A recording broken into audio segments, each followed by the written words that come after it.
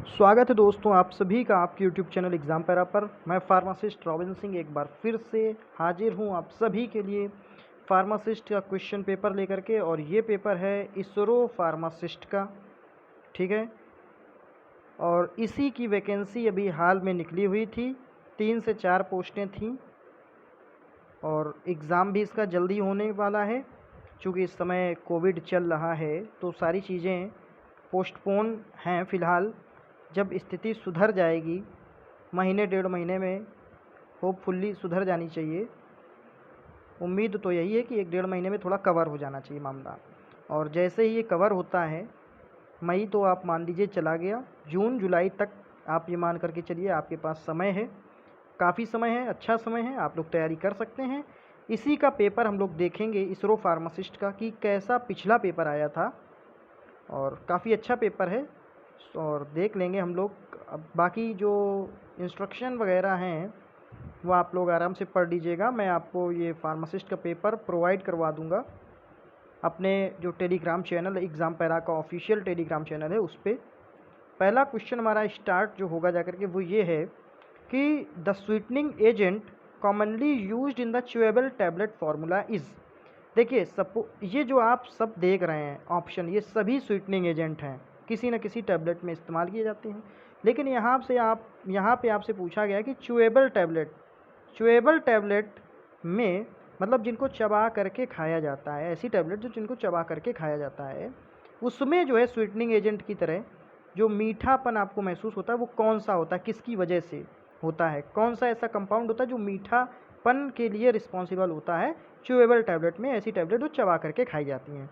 तो मैनिटॉल है, सैकेरिन सोडियम है, सुक्रोज है, या साइक्लामेट सोडियम है, ठीक है।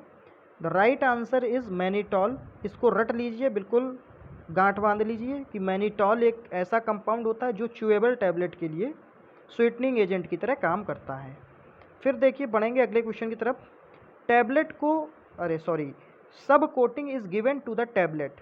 हिंदी आप लोग पढ़ते रहिएगा। Sub coating is given to the tablet. Tablet में सब कोटिंग क्यों करते हैं? To increase bulk, to avoid deterioration due to microbial attack, to prevent the solubility in acidic media, या टू अवॉइड स्टिकनेस। तो सब कोटिंग का इस्तेमाल इसलिए करते हैं कि हम इंक्रीज कर सकें बल्क, टैबलेट का साइज या भार बढ़ा सकें, इसके लिए हम लोग करते हैं सब कोटिंग। सब कोटिंग एक ऐसा ये वर्ड है जिस वर्ड से ही आप लोग समझ सकते हैं कि यहाँ पे इंक्रीज बल्क, जब बल्क की बात करें तो एक तरीके से आप समझ लीजिए कि उसमें जो मटेरियल है वो मटेरियल का वेट बढ़ाने के लिए, टैबलेट का वेट बढ़ाने के लिए, या किसी भी कंपाउंड का वेट बढ़ाने के लिए, किसी भी प्रोडक्ट का वेट बढ़ाने के लिए जो चीज़ हम लोग इस्तेमाल करते हैं उसको कहते हैं सब कोटिंग, ठीक। सब कोटिंग मतलब जो प्रोसेस होता है, तो सब का मतलब सारी चीज़ें उसमें कोट कर दी गई, कोटिंग कर दी गई है। और जब सारी चीज़ें कोटिंग कर दी जाएगी तो उसका इंक्रीज़ क्या हो जाएगा? बल्क, उसका भार बढ़ जाएगा। इस तरीके से आप इसको यूज कर सकते हैं, सब कोटिंग टैबलेट को याद कर सकते हैं, ठीक है। इस टर्म का इस तरीके से आप इस्तेमाल करिए और याद कर लीजिए। The pH of a pharmaceutical buffer system can be calculated by. देखिए जो पीएच होता है, पावर ऑफ हाइड्रोजन या पोटेंसी ऑफ हाइड्रोजन, किसी भी फार्मास्यूटिकल बफर सिस्टम, बफर का मतलब जो एसिड और बेस को बैलेंस करता है। ज़्यादा एसिडिक होगा तो उसको न्यूट्रल कर देगा, ज़्यादा बेसिक होगा तो उसको न्यूट्रल कर देगा। न्यूट्रल का मतलब बीच में, यानी 0 से 14 तक का होता है, 0 से 7 तक आपका एसिडिक और 7 से 14 तक बेसिक, तो 7 पे न्यूट्रल हो जाता है ना। तो न्यूट्रल रखने के लिए हम लोग बफर का इस्तेमाल करते हैं। और उसी बफर सिस्टम का जो पीएच है, अगर उसको कैलकुलेट करना हो तो किस नियम से करेंगे? PH partition theory, Noyes Whitney law, या हैंडरसन हेज़लबैच इक्वेशन, या मिकैलिस मेंशन इक्वेशन। तो द राइट आंसर इज ये जो अपना हैंडरसन हेज़लब्लेच इक्वेशन है, ठीक है। इसी से जो है पीएच, जो बफर होता है बफर, उसके पीएच को हम लोग मेज़र करते हैं या कैलकुलेट करते हैं। The pharmacy council of India is constituted by the, अरे यार सेंट्रल गवर्नमेंट, सीधी सी बात है कि सेंट्रल गवर्नमेंट ने ही फार्मेसी काउंसिल ऑफ इंडिया का गठन किया है। फिर अगला क्वेश्चन देखेंगे, बहुत ही धांसू टाइप का, ये देखिए आपका पेपर है और अच्छे क्वेश्चन हैं। इस तरीके के क्वेश्चन आएंगे तो पक्का आप लोग सिलेक्ट हो जाएंगे। भले 3 सीटें तो क्या हुआ, सब लोग सिलेक्ट हो गए, कोई दिक्कत नहीं। Poorly manufactured tablet may have small pinholes on the surface. This phenomenon is known as। देखिए पुअरली मैन्युफैक्चर्ड टैबलेट जो कि गलत तरीके से या कम अच्छे तरीके से जो है मैन्युफैक्चर की गई हो, तो उसकी सरफेस पे ऊपर जो है स्मॉल पिन होल्स आपको दिखाई पड़ेंगे। स्मॉल मतलब छोटे, पिन होल्स मतलब डॉट डॉट डॉट डॉट, जैसे आपका पिन होता है पिन, तो पिन आप किसी पे चीज़ पे रखेंगे तो जो डॉट आपको बन जाएगा, इस तरीके से आपको होल्स उसमें समझ में आएंगे। इसको क्या कहा जाता है, इस एबनॉर्मलिटी को क्या कहा जाएगा, पिकिंग, मॉटलिंग, लीचिंग या क्रैकिंग। तो सीधी सी बात है, poorly manufactured tablet may have small pin holes on the surface, this phenomenon is known as picking. और देखिए कितना बढ़िया तरीका मैं आपको बताने जा रहा हूँ। सब में पी आ रहा है, क्या आ रहा है, पी आ रहा है। पी से पिकिंग, पी से पुअरली, ठीक है, और पी से पिन होल, और पी से फिनोमिनन, ठीक है। लेकिन आपको जो याद रखना वो पिन होल याद रखना है, स्मॉल पिन होल। जहाँ पिन होल आपने देखा तुरंत आपने पिकिंग पे टिक मारा। फिर बढ़ेंगे क्वेश्चन नंबर 6 की तरफ। Among the following preparation which one will be the most irritating to the eye. कौन सा एक आई के लिए ज़्यादा इरिटेटिंग है, ज़्यादा इरिटेशन कर सकता है आई में। प्योरीफाइड वाटर, सोडियम क्लोराइड 0.7% या 0.9% सोडियम क्लोराइड या 1% सोडियम क्लोराइड, ठीक है। तो इसमें से जो राइट आंसर आएगा वो आएगा प्योरीफाइड वाटर। प्योरीफाइड वाटर जो होता है वो मोस्ट इरिटेटिंग टू द आई के लिए ज़्यादा इरिटेटिंग होता है, ठीक है। फिर बढ़ेंगे अगले क्वेश्चन की तरफ। Bubble point test is done to determine. देखिए जो बबल पॉइंट टेस्ट होता है, आप लोग इसको भी याद कर सकते हैं बहुत ही अच्छी तरीके से, बिल्कुल स्मार्ट वे में।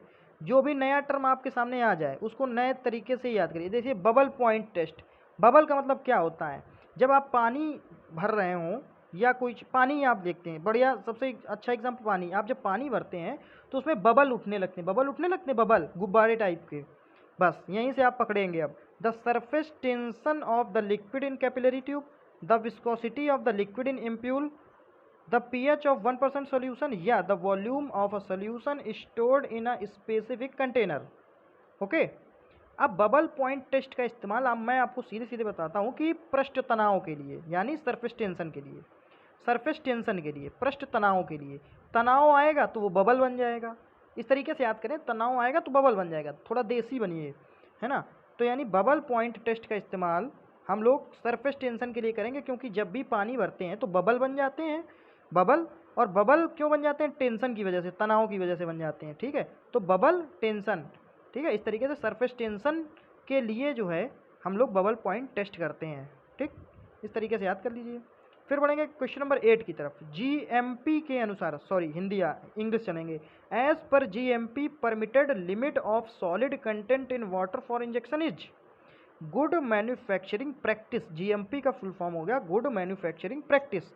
जब आप मैन्युफैक्चरिंग कर रहे हो किसी भी चीज़ की, तो उसमें जो परमिट होता है लिमिट ऑफ सॉलिड कंटेंट, जो सॉलिड कंटेंट है उसका जो लिमिट रखेंगे हम लोग इन वाटर फॉर इंजेक्शन। जब वाटर फॉर इंजेक्शन बना रहे हो तो उसमें जो सॉलिड कंटेंट, जो सपोज दैट आपने लिक्विड लिया, अब भाई वाटर है, वाटर में होना क्या चाहिए, नियमानुसार उसमें कोई भी सॉलिड पार्टिकल नहीं होना चाहिए, ठीक। सॉलिड पार्टिकल नहीं होना चाहिए, क्योंकि अगर उसमें कोई भी ऐसा सॉलिड पार्टिकल है जिसका साइज आपकी आरबीसी के साइज से बड़ा है, ठीक, जिसका साइज आरबीसी के साइज से बड़ा है, तो क्या करेगा, आपने इंजेक्ट तो कर दिया बड़ी आसानी से ड्रग को डिसॉल्व करके उस वाटर फॉर इंजेक्शन में, लेकिन अगर उसका साइज आरबीसी के साइज से बड़ा है तो वो ब्लॉक कर देगा जा करके कैपिलरी को, ब्लड की कैपिलरी को ब्लॉक कर देगा। अब जब ब्लड की कैपिलरी ब्लॉक हो गई तो आरबीसी से बड़ा है, तो यानी अब आरबीसी भी नहीं इधर से उधर जा सकती है, और आरबीसी के अंदर ही पाया जाता है हीमोग्लोबिन, और हीमोग्लोबिन ही रिस्पॉन्सिबल होता है आपका ऑक्सीजन के ट्रांसपोर्टेशन के लिए, ठीक है ना। ऑक्सीजन ट्रांसपोर्ट होगा हीमोग्लोबिन के थ्रू। अब बताइए बॉडी में हाइपोक्सिया की कंडीशन नहीं बन जाएगी, प्रॉपर ऑक्सीजन किसी भी टिश्यू में, किसी भी ऑर्गन में, किसी भी सेल्स में नहीं पहुंच पाएगी, ठीक है। जो भी ब्लॉक होगा, जिस भी एरिया का ब्लॉक हो जाएगा वहाँ पे प्रॉपर ऑक्सीजन पहुँचेगी नहीं, तो इससे दिक्कत होगी, ठीक है। इसीलिए इन्होंने कहा है कि कितना हम परमिट कर दें, मतलब अगर आप वाटर फॉर इंजेक्शन बना रहे हैं तो उस इंजेक्शन में कितने हम लोग पार्टिकल साइज तक को ले सकते हैं। तो इसका राइट आंसर है 10 पार्ट्स पर मिलियन यानी 10 ppm। 10 ppm तक को हम लोग अलाउ कर देंगे कि अगर 10 ppm तक का पार्टिकल है तो आप उसमें जो है अलाउ है, कोई दिक्कत नहीं है, वो सब सही है बॉडी के लिए। लेकिन अगर 1 ppm है या 100 ppm है या 0.1 ppm है तो इसको जो है हम लोग अलाउ नहीं करेंगे। ठीक है, द राइट आंसर जो इन्होंने पैरामीटर सेट किया है वो 10 ppm का सेट किया है। ठीक है, फिर बढ़ेंगे, मतलब कितने ppm तक मैक्सिमम पूछा गया है आपसे। ठीक है ना, तो 10 ppm आ जाएगा। अब चूंकि 10 ppm आ जाएगा, मैंने आपसे 1 ppm भी बोल दिया, आप कहेंगे 1 तो कम होता है तो 1 क्यों नहीं आएगा, या 0.1 उससे भी कम होता है वो क्यों नहीं आएगा, क्योंकि इन्होंने मैक्सिमम पूछा है कि मैक्सिमम कितना जो है। ठीक है ना, as per GMP permitted limit of solid content in water for injection, मतलब कितनी लिमिट है, 10 ppm तक की लिमिट है। फिर देखिए क्वेश्चन नंबर 9 की तरफ चलेंगे। Licence for wholesale of drugs specified in schedule C and C1 is issued in form.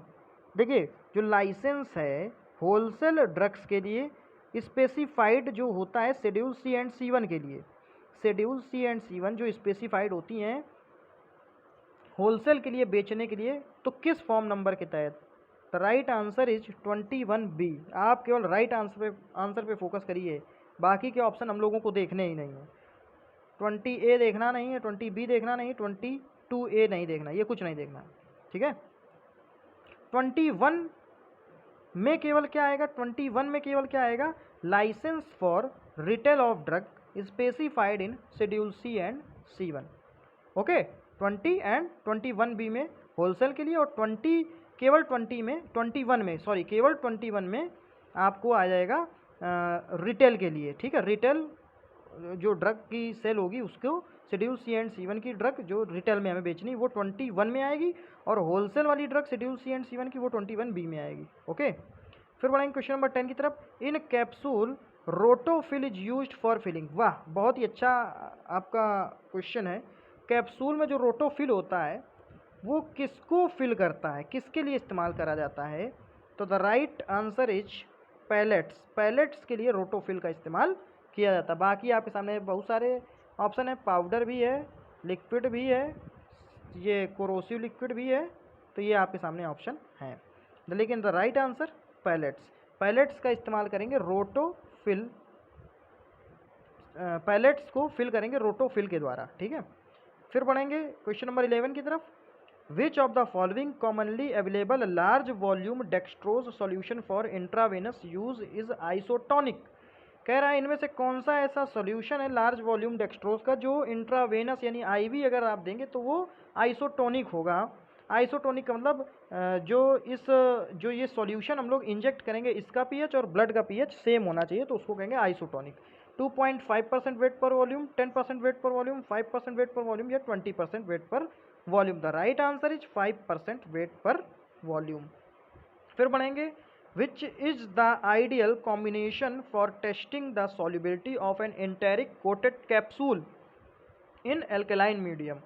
कह रहा है which is the ideal combination, इनमें से कौन सा एक आइडियल का मतलब एक आदर्श या अच्छा कॉम्बिनेशन होगा for testing the solubility of an enteric coated capsule. कोई भी एक एंटेरिक कोटेड कैप्सूल की सॉल्युबिलिटी को चेक करने का, किसमें, एल्केलाइन मीडियम में। जब मीडियम क्या हो, एल्केलाइन हो यानी क्षारीय हो। ठीक है ना, तो इसमें आएगा जा करके 4 ऑप्शन है आपके सामने। Sodium bicarbonate plus potassium hydroxide plus pepsin, sodium bicarbonate, sodium thioglycolate plus papain, sodium bicarbonate plus pancreatin plus sodium thioglycolate, यह आ जाएगा sodium bicarbonate plus bilirubin.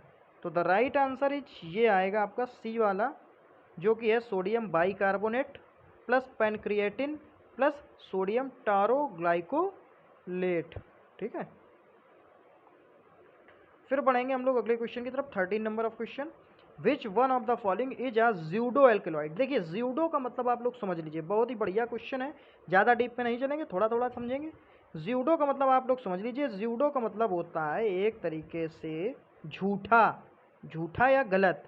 ज़्यूडो word लग जाएगा तो इसका मतलब हो गया फाल्स मतलब गलत, झूठा, यानी ज़्यूडो मतलब जो रियल में है नहीं लेकिन मान लिया गया। अब ठीक, एल्केलॉइड जो है नहीं लेकिन मान लिया गया उसको ज़्यूडो एल्केलॉइड, एक तरीके से झूठा एल्केलॉइड है।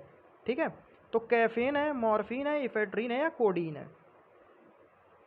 इसमें देखिए थोड़ा कन्फ्यूज़न है, आप गूगल अगर करेंगे इस क्वेश्चन को तो इसमें आपको कहीं कैफ़ीन भी दिखाएगा और इफ़ेड्रिन भी दिखाएगा, ठीक है। लेकिन जो हम लोग आंसर मान के चलेंगे वो मान के चलेंगे कैफ़ीन, ओके, कैफ़ीन। फिर बढ़ेंगे अगले क्वेश्चन की तरफ। 14 number of question, which vitamin contains steroidal structure. कौन सा विटामिन एक ऐसा है जो स्टेरॉयडल स्ट्रक्चर रखता है? EAD। The right answer is vitamin D. Steroid किस तरीके से आपको याद करना है ये मैं आपको बता रहा हूँ। स्टेरॉइड का मतलब हो गया जाकर के मजबूती। अगर आप स्टेरॉइड लेते हैं तो आपकी बढ़िया बॉडी जो है ग्रोथ करेगी, ज़बरदस्त तरीके से आप में ताकत आएगी, ठीक। आप देखते हैं बहुत सारे जो है स्टेरॉइड आते हैं जिनको दिया जाता है कमजोरी के टाइम पे, एनाबॉलिक स्टेरॉइड्स को, ठीक है, जो आदमी को जाकर के एनर्जी देता है किसी भी ह्यूमन बॉडी में, है वीकनेस को उसको दूर करता है। तो स्टेरॉइड का मतलब ताकत से, और विटामिन डी का मतलब क्या? विटामिन डी का मतलब भी ताकत से। विटामिन डी का मतलब बोन्स, कैल्शियम, कैल्शियम का मतलब मिल्क, ठीक है। तो इस तरीके से आप याद सकते हैं कि कैल्शियम का मतलब मिल्क, दूध पीजिए, ताकत बढ़ाइए। इसी तरीके से विटामिन डी, और विटामिन डी क्यों ताकतफुल हार्मोन माना जाएगा, क्यों स्टेरॉइडल माना जाएगा, मतलब स्टेरॉइडल क्योंकि वो ताकत देता है। स्टेरॉइड क्या होता है? जो ताकत देता है शरीर को, एनाबॉलिक स्टेरॉइड, ठीक है। तो जैसे कि आप लोग DD का एक इंजेक्शन आता है, DD का, ठीक है ना, DD 25 mg और 50 mg डे का ड्यूराबोलिन आता है। हाँ, फिर बढ़ेंगे अगले क्वेश्चन की तरफ। 15 number of question, morphine is present in. Morphine किस में प्रेजेंट होता है? एट्रोपा बेलाडोना में, पापावर सोमनीफेरम में, राइसिनस कम्युनिस में, या सोलेनम नाइग्रम में, ठीक है। The right answer is papaver somniferum. देखिए 15 क्वेश्चन हो गए हैं, अभी 15 ही करेंगे, 15 करके पढ़ते हैं, कोई जल्दबाजी नहीं है, ठीक है।